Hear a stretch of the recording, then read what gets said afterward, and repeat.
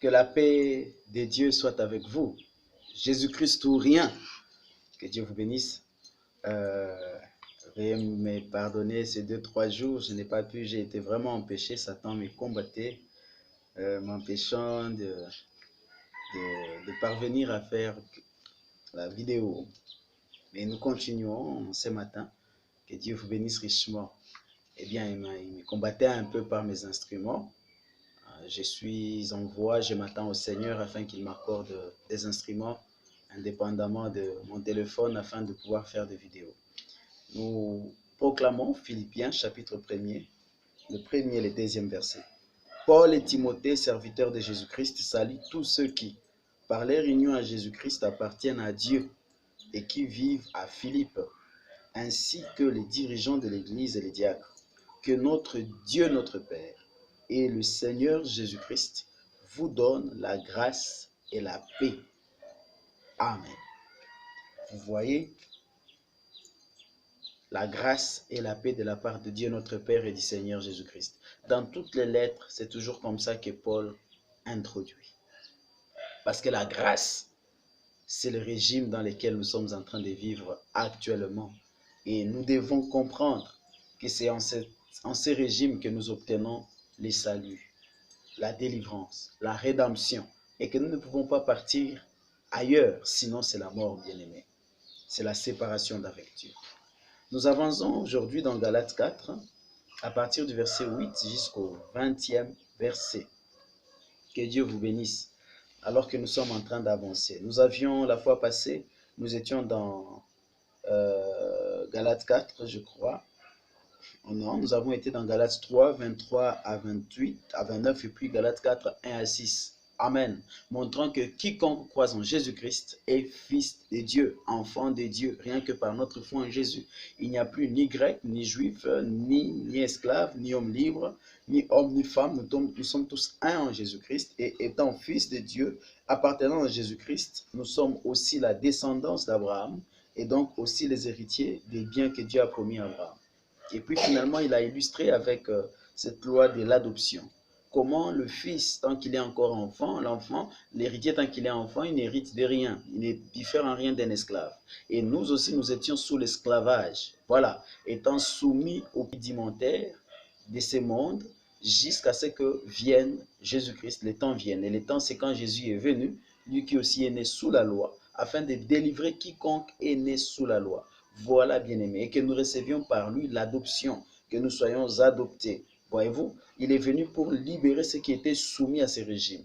Il nous a ainsi permis d'être adoptés par Dieu comme ses fils. Amen. Donc l'adoption dans la grâce commence dès que vous croyez à Jésus-Christ, parce que c'est cela. Dès que vous êtes enfant de Dieu, vous êtes adopté. Vous voyez l'évangile de Jésus-Christ? C'est totalement différent de ce que Marvin nous disait et beaucoup d'autres personnes peut-être qui prêchent la loi. On nous disait que nous n'étions pas adoptés malgré que nous avons cru en Jésus-Christ et que nous devons faire des efforts et que tout le monde ne sera pas adopté. Combien c'est différent de l'évangile du Seigneur Jésus-Christ. Et là, nous avançons aujourd'hui. Que Dieu soit béni, nous avançons. Nous lisons notre Seigneur. Mais autrefois, verset 8, Galates 4, 8, vous ne connaissiez pas Dieu. C'est pourquoi vous serviez comme des esclaves des divinités qui, en réalité, ne sont pas Dieu. À présent, vous connaissez Dieu. Bien plus, Dieu vous a reconnu comme sien. Comment se peut-il alors que vous retourniez à ces principes élémentaires sans pouvoir ni valeur? Oh là là, c'est parce qu'on ne connaissait pas Dieu que nous a soumis à des choses comme ça, que nous avions été soumis à des principes, vous voyez? Mais quand nous connaissons Dieu, on n'a plus besoin de ces principes rudimentaires, élémentaires, sans pouvoir ni valeur. Les principes n'ont pas de pouvoir, ça n'a ni pouvoir ni valeur. Alléluia. De délaisser son corps, par exemple, de ne pas mettre du maquillage, de ne pas, je ne sais pas, manger ceci ou cela, de ne pas... Il dit que toutes ces choses-là n'ont pas de valeur. Ça n'a ni pouvoir ni valeur. Ça ne vous avance en rien. Ce n'est pas parce que vous pratiquez ces choses que vous devenez réellement spirituel. Non, non, non, non, non. Ça ne vous avance en rien. Depuis que tu as cessé de prendre du maltina, tu n'es pas devenu plus chrétien. Tu penses être devenu plus chrétien, mais tu n'as pas avancé dans ton expérience avec le Dieu surnaturel. Depuis que tu as cessé de porter des pantalons, tu n'es pas devenu plus chrétienne, ma soeur. tu n'es pas devenu plus chrétienne. Je ne dis pas de retourner au pantalon non plus, mais je suis simplement en train de vous dire que toutes ces choses-là, ça n'a ni pouvoir ni valeur. Depuis que tu as cessé de prendre du vin, tu n'es pas devenu plus spirituel. Vous voyez? Bien sûr, il y a une différence entre prendre du vin et s'enivrer. Les apôtres parlaient il faut que nous soyons enivrés de l'esprit et non, et non du vin. C'est la vérité. Mais nous voyons que notre Seigneur Jésus prenait du vin. Et pourtant, il était, qui a été spirituel comme lui? Il est le plus spirituel, l'homme le plus spirituel qui a existé et personne d'autre ne l'égalera. Alléluia. Et nous sommes en lui et nous sommes en train de proclamer notre foi et la grâce. Amen, amen. Courant vers le but de la destinée afin que nous soyons parfaitement à son image. Mais nous comprenons que lui, il était déjà. Il est fils de Dieu, il est né sans péché. Que Dieu vous bénisse et nous sommes devenus fils par adoption. Merci Seigneur. Bien, nous avançons. Alors, il dit, pour en devenir à nouveau les esclaves. Comment vous êtes revenus ici? Vous observez les jours spéciaux. Il y a des gens qui observent les jours spéciaux. Vous avez un dimanche spécial. Vous avez des dates d'anniversaire. L'anniversaire de votre pasteur, l'anniversaire de votre meneur, de votre gourou. C'est un jour très spécial. Vous faites même vous marchez dans la rue, dans les avenues, dans la ville. Hein? Les nouvelles lunes, vous observez les nouvelles lunes. Certaines saisons et certaines années. Miséricorde. Vous voyez, les gens qui vivent sous la loi. Et finalement, ce n'est pas loin des pratiques un peu, vous voyez, tous ces gens qui prédisent l'avenir avec les étoiles et tout. Miséricorde. Ah, j'ai craint fort que toute la peine que je me suis donnée pour vous n'ait été inutile. Oh, Paul dit, j'ai craint. Parce que si vous retournez à la loi, à quoi ça avoir servi de vous avoir prêché l'évangile? À quoi avoir servi? Parce que ça ne servira plus à rien, parce que vous n'y croyez plus, vous ne vivez plus sous la grâce. Donc le travail était bâclé. C'est ce que Paul est. Alléluia. Ces principes n'ont ni valeur ni pouvoir. Permettez-moi de faire une petite brèche. Nous lisons Colossiens 2, 16 à 23. Je reviens à cette écriture aussi. Colossiens 2, 16 à 23. Il est écrit, c'est pourquoi ne vous laissez juger par personne à propos de ce que vous mangez ou de ce que vous buvez. Ne vous laissez point juger. Alléluia, parce que votre juge, s'il devient votre juge, vous voyez, il contredit même la loi. Et puis, prochainement, vous serez son esclave, parce que si vous acceptez son jugement. Ne vous laissez point juger au sujet de l'observance des jours de fête, des nouvelles lunes ou des sabbats. Vous voyez, il y a un lien entre Galates 4, verset 7, 8, je crois, verset 8, verset 10 et Colossiens 2, 16. Tout cela n'était que l'ombre des choses à venir. La réalité est en Christ. Amen. Oh là là. Ne vous laissez pas condamner par ces gens qui prennent plaisir à s'humilier et à s'adonner à un culte des anges. Voilà le problème, ces gens. Ils s'adonnent à un culte des anges. Oh. Ils se livrent à leur vision. Ils s'enflent d'orgueil sans raison, poussés par leurs pensées toutes humaines. Ici, c'est comme si Paul était en train de vivre dans notre temps. C'est comme si Paul était en train de vivre dans l'époque où Marvin serait vivant sur la terre. Parce qu'il est en train de dire, ces messieurs s'adonnent, ces gens au pluriel, parce qu'il n'est pas le seul. Il y avait Brian, c'est Brigham Young, quelque chose là, quelqu'un qui s'appelait Young là. Et puis il y a aussi lui, le culte des anges. Il s'adonne à un culte des anges. Il se livre à leur vision tout le temps. Il a vu une vision, il n'opère que par vision. Et finalement, le peuple est lié par ses visions et ses anges. Mais il s'enfle d'orgueil, il s'élève au-dessus de tous les serviteurs de Dieu, sans raison, poussé par leurs pensées toutes humaines. Oh miséricorde. Ils refusent de s'attacher au Christ. C'est ça le problème, parce qu'ils sont très légalistes. Qui est le chef, la tête? C'est de lui que le corps tout entier tire sa croissance, comme Dieu le veut, grâce à la cohésion et à l'unité que lui apportent les articulations et les ligaments. Vous êtes morts avec le Christ à tous ces principes élémentaires qui régissent la vie dans ce monde. Vous êtes morts à la loi. Christ a crucifié la loi à la croix. Il a crucifié les coutumes et les principes. Pourquoi alors, comme si votre vie appartenait encore à ce monde, vous laissez-vous imposer des règles du genre? ne bois pas, ne touche pas, ne mange pas. Non, celui qui est en Christ ne vit plus sous la loi. Il est sous la grâce et il vit par l'Esprit. Nous avançons, vous allez voir cela dans les Galates. Ne prends pas ceci, ne mange pas de cela, ne touche pas à cela. Point, point, point, point. Toutes ces choses ne sont-elles pas destinées à périr après qu'on en a fait usage? Voilà bien des commandements et des enseignements purement humains. Et le piège est qu'il va vous dire que c'est l'ange du Seigneur qui m'a dit cela. Et que vous qui croyez à mon message, vous devez faire la même chose que moi. C'est grave. Certes, les prescriptions de ces gens paraissent empreintes d'une grande sagesse. Oui, oui, oui, oui. Car elles demandent une dévotion rigoureuse, une grande discipline, hein? Des gestes d'humiliation, voyez-vous, et l'assujettissement du corps à une sévère discipline. Vous assujettissez votre corps à une sévère discipline. Les cheveux sont très durs, vous êtes si naturel, vous abandonnez totalement votre corps et vous dites, vous êtes devenu très spirituel. Oh là là. En fait, elles n'ont aucune valeur, sinon pour satisfaire des aspirations tout humaines. Vous entendez ça?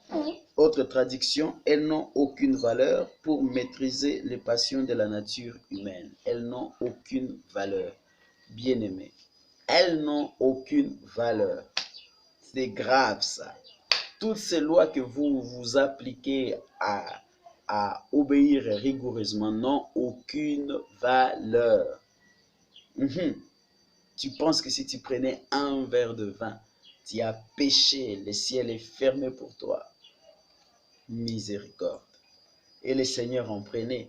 Pourquoi le ciel n'a jamais été fermé au-dessus de lui? Oh, oh, quand vous en prenez dans la Sainte Seine, oh là, c'est Dieu qui nous a dit. Quand vous mangez, c'est Dieu qui vous a dit de manger. Oui, mais Dieu vous a aussi dit de boire. Eh bien, boire, ce n'est que de l'eau. Non. Qu'est-ce que vous dites, frère Roméo? Avez-vous commencé à boire? Non, je ne bois pas. De toute façon, naturellement, je n'ai jamais aimé la boisson. Même quand j'étais païen, chez nous, on en vendait, mais je n'en étais pas fan. Je n'ai jamais terminé une bouteille pleine de Primus, par exemple, de bière. Je n'en ai jamais terminé. Donc, j'ai essayé 2 verres et j'étais off. J'étais coupé, là. J'avais déjà des vertiges. Donc, naturellement, je n'en prends pas. Je n'en prends pas. Mais dis-moi, il n'y a aucun péché à en prendre. Il n'y a aucun péché à en prendre. Il n'y a aucun péché à en prendre.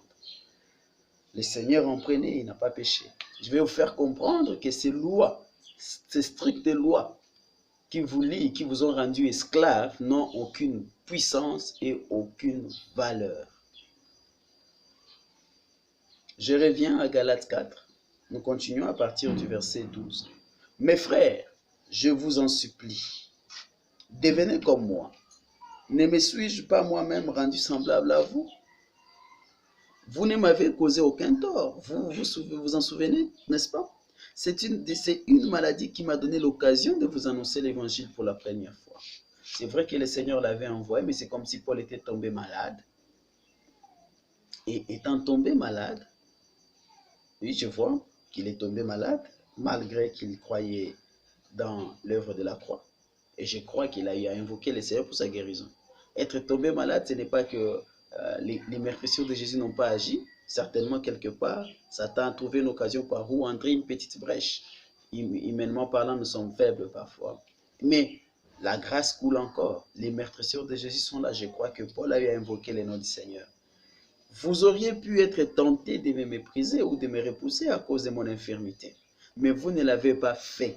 Au contraire, vous m'avez accueilli comme si j'avais été un ange de Dieu ou même Jésus-Christ en personne. Ils lui ont donné des grandes estimes.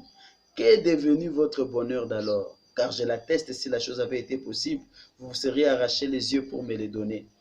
C'est qu'il souffrait des yeux. C'est ce que ça semble sous-entendre. Il continue. Suis-je donc maintenant devenu votre ennemi? Parce que je vous dis la vérité. Croyez-moi, ces gens-là déploient un grand zèle autour de vous, mais leurs intentions ne sont pas bonnes.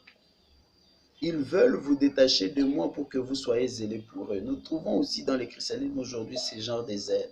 Autrefois aussi, on a été animé de ce genre de zèle. Détacher les frères d'une assemblée ou d'un frère, d'un ministère, pour les attirer vers nous, c'est un zèle amer. Ils veulent vous détacher de moi pour que vous soyez zélés pour eux. C'est très beau de faire preuve des zèle pour une bonne cause. Paul dit même que c'était pour une bonne cause, pour l'évangile. Pourvu que ce soit d'une manière constante et non seulement lorsque je suis parmi vous. Bien, quand Paul est parmi eux, ces gens montrent qu'il l'aime, mais quand il est parti, d'autres viennent et ils sont aussi partis. Et pourtant, le problème est que Paul prêche la grâce, eux viennent avec la loi, ça devient du désordre. Il continue, vous êtes mes enfants. Et j'endure pour vous une fois encore les douleurs de l'enfantement jusqu'à ce que le Christ soit formé en vous. Vous êtes mes enfants. Je parle aussi à ceux qui sont mes enfants en Christ. Je suis encore en train d'endurer les douleurs de l'enfantement pour vous. En effet, afin que vous puissiez comprendre maintenant clairement l'évangile de la grâce de Dieu. J'endure des douleurs d'enfantement. Je supporte vos paroles acerbes et déplacées. Aussi, que Dieu vous fasse grâce. Je voudrais tellement et vous parler sur un autre ton, car je suis inquiet à votre sujet. Voilà, mes bien-aimés. Paul est inquiet à leur sujet, parce que ces gens ont délaissé l'évangile de la grâce pour la loi. Ils n'ont pas renié Jésus-Christ en parole, disant nous régnons Jésus. Non, ils croyaient en Jésus, mais ils ont accepté de se soumettre à la loi. Or, Paul dit clairement que quand vous abandonnez la grâce pour la loi, c'est comme si vous reniez, vous l'avez renié, vous reniez Christ. Il va utiliser des mots très durs dans notre prochain numéro. Vous allez voir que quiconque vit sous la loi, il a abandonné la grâce. Christ ne lui sert plus à rien. Et pendant ce temps-là, Christ ne peut agir parce que vous avez changé de régime. Jésus n'agit que sous la grâce. Quand vous êtes sous la loi, vous l'empêchez d'agir. Ce sont vos efforts, vos œuvres. Vous devez apprendre à vous reposer et laisser Dieu agir en vous. Vous devez apprendre à vous reposer et laisser le Saint-Esprit agir en vous. Dans cet épître aux Galates, il va nous montrer comment vient la sanctification chrétienne. Ça ne vient pas par des lois. Ce n'est pas par des lois, ce n'est pas parce qu'on cogne Dieu de la chair. Il est dit par l'Esprit. Faites mourir les œuvres de la chair. Donc c'est par l'Esprit.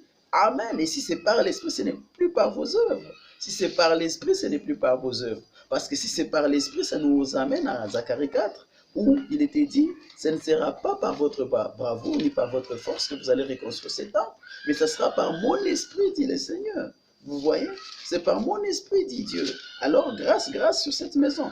Galates 4, Zacharie 4, il dit,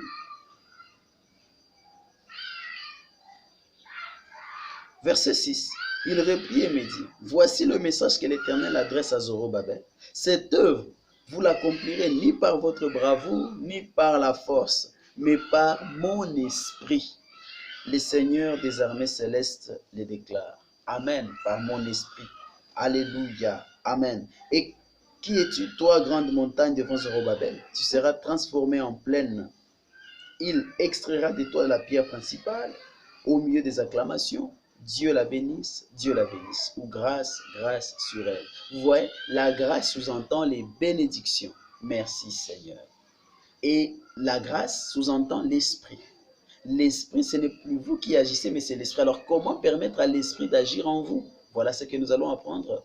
Plus nous avançons, je crois, quand nous en arriverons au chapitre 5. Voilà, au chapitre 5, nous sommes presque arrivés là. Ah oui, encore 2 ou 3 numéros, nous serons là. Que Dieu vous bénisse richement. Paix à vous. Je suis en train d'insister. Les œuvres légalistes ne servent à rien.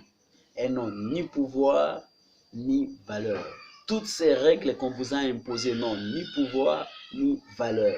Elles ne se limitent qu'à assujettir ses corps, comme il dit là rudement. Eh bien, il y a une forte discipline. En soi, vous êtes un bouddhiste, un chinois. Tous ces gens-là sont des gens très rigoureux.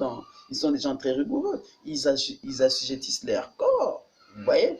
Et parfois, vous vous assujettissez avec beaucoup de jeunes aussi. Ce n'est pas l'esprit. Regardez, sous l'esprit, c'est l'esprit qui doit vous dire de jeûner. Nous sommes sous la grâce. Moi, je me repose. Je me repose. Je ne fais que ce que l'esprit me dit de faire. Et ainsi, je m'abandonne à l'esprit et je veux marcher. Et chaque jour, ce que l'esprit m'a dit par la parole de Dieu, je suis un sacrificateur. J'offre des actions de grâce à Dieu. Je rends des actions de grâce, des louanges, matin, midi, soir. Et je vis ainsi. Mais si je dois gêner, l'esprit va m'inspirer, va me parler de gêner. Ça veut dire, ce n'est pas parce que je n'ai pas jeûné que Dieu ne va pas agir. Je suis sous la grâce. J'ai reconnu cela, la grâce marche par la foi. La foi, c'est croire du cœur et confesser de la bouche. Que Dieu vous bénisse. Paix à vous, paix à vous, paix à vous. Amen.